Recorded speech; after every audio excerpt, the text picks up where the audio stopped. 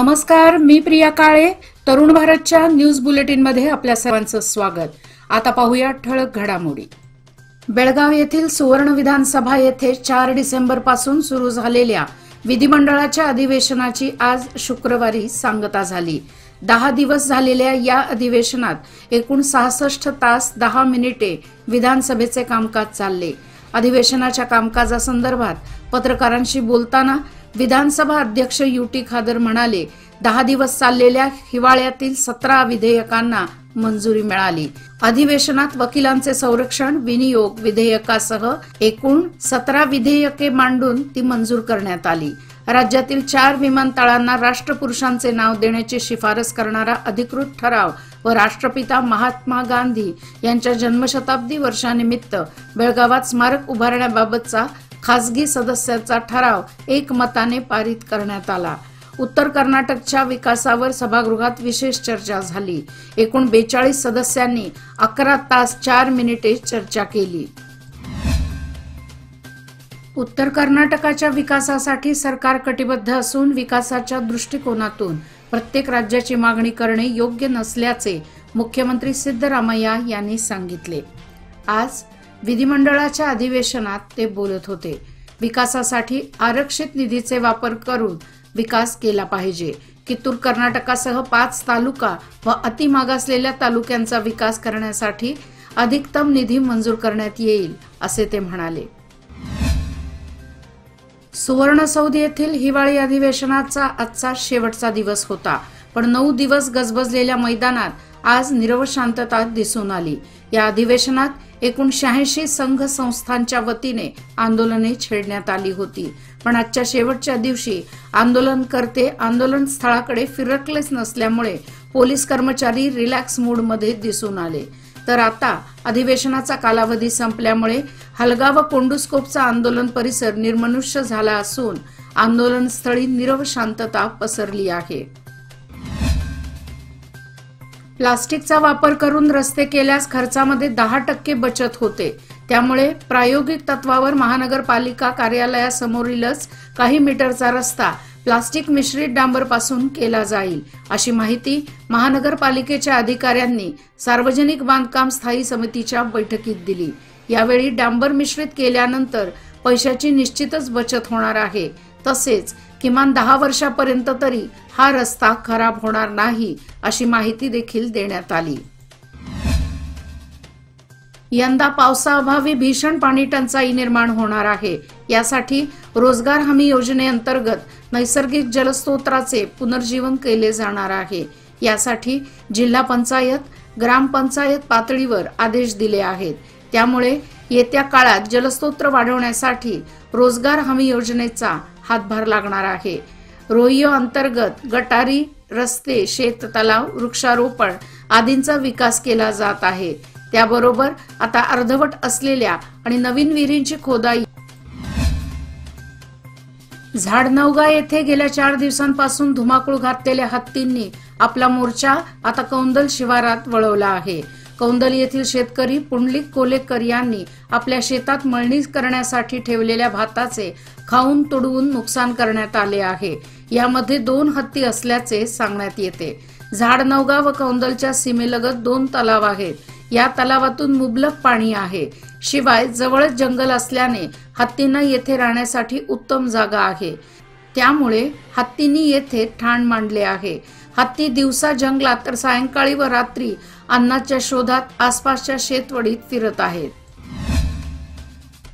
मनगुती तालुका हुक्केरी येथील लाल बहादूर शास्त्री विद्यालयात शुक्रवार दिनांक 15 डिसेंबर 2023 रोजी वार्षिक क्रीडा स्पर्धेचे उद्घाटन पार पडले. या कार्यक्रमाच्या अध्यक्षस्थानी MDMC अध्यक्ष झुंजारराव पाटील होते. स्पर्धेची सुरुवात मान्यवरांच्या हस्ते हवेत कबूतर सोडून करण्यात आले. मुलांना बौद्धिक शारीरिक विकासासाठी या गोष्टी महत्त्वाच्या आहेत. मुलांचे शरीर निरोगी असेल तर मनही निरोगी असले पाहिजे.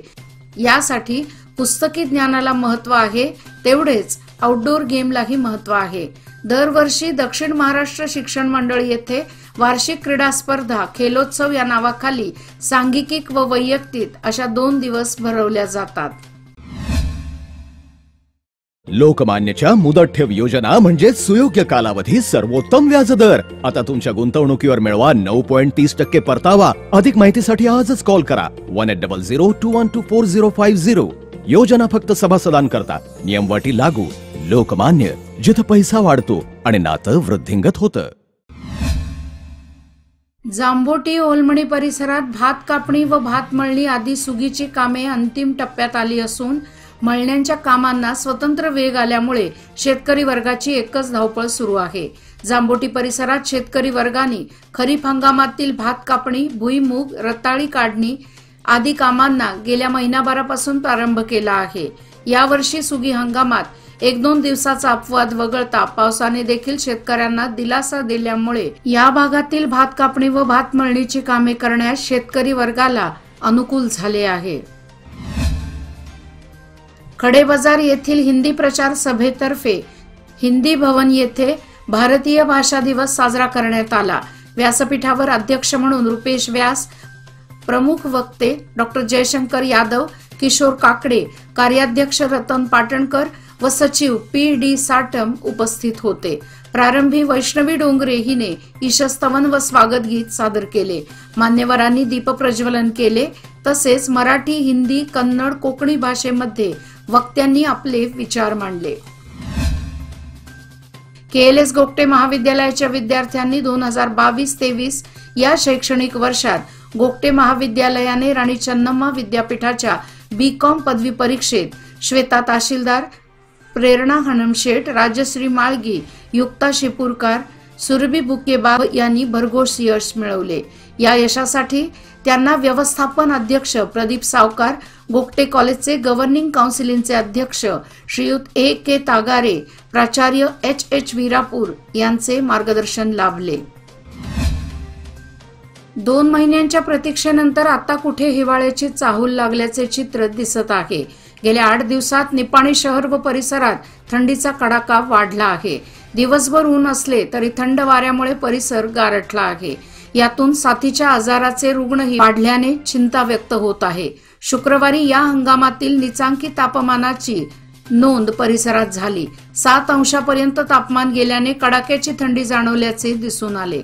संपूर्ण वातावरणात गारवा निर्माण झाल्यामुळे बहुतांशी नागरिक उबदार कपडे परिधान करण्याला प्राधान्य देत आहेत। नोव्हेंबर अखेर सुरू झालेला यंदाचा गळीत हंगाम ऊस दर आंदोलन व अवकाळी पावसामुळे सुरुवातीलाच धीम्या गतीने सुरू होता। ऊस दराचा तिढा सुटल्यामुळे व अवकाळी पावसाने उसंत घेतल्यामुळे गळीत हंगाम सध्या गतिमान झाला आहे। कर्नाटक व महाराष्ट्रातील विविध साखर कारखान्यांकडून कोगनोळीसह सीमा भागातील ऊसाची उचल करण्यासाठी जोरात रस्सीखेच सुरू आहे। आता एक आनंदाची बातमी। सूर शब्दांच्या ओठी आले की शब्द सुरांच्या ओठी, कुठून जुळल्या कुणा न कळल्या अशा या रेशीम गाठी। तरुण भारत एक निर्भीड पत्रकारिता, जनसामान्यांचे प्रश्न, बातम्या, ज्वलंत घडामोडीने सर्वांना आपल्यामध्ये सामावून घेतले आणि बदलत्या काळानुसार अल्पावधीतच डिजिटल मीडियामध्येही निर्विवादपणे आपला ठसा उमटवला आहे। बघता बघता आज तरुण भारत YouTube न्यूज चॅनलने 4 लाख सबस्क्रायबर्सचा टप्पा गाठून यश संपादन केले आहे। यामध्ये आपल्या सर्वांचं योगदान महत्त्वाचं आहे। तरुण भारतवर आपल्या सर्वांचं प्रेम आणि विश्वास असेच निरंतर राहो या शुभेच्छा आणि तुम्हा सर्व दर्शकांचे मनपूर्वक आभार।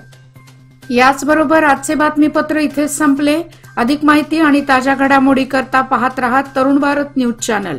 तसेच आमच्या चॅनलला लाईक, शेअर आणि सबस्क्राईब करायला विसरू नका आणि विश्वासार्ह बातम्यासाठी दररोज वाचा दैनिक तरुण भारत।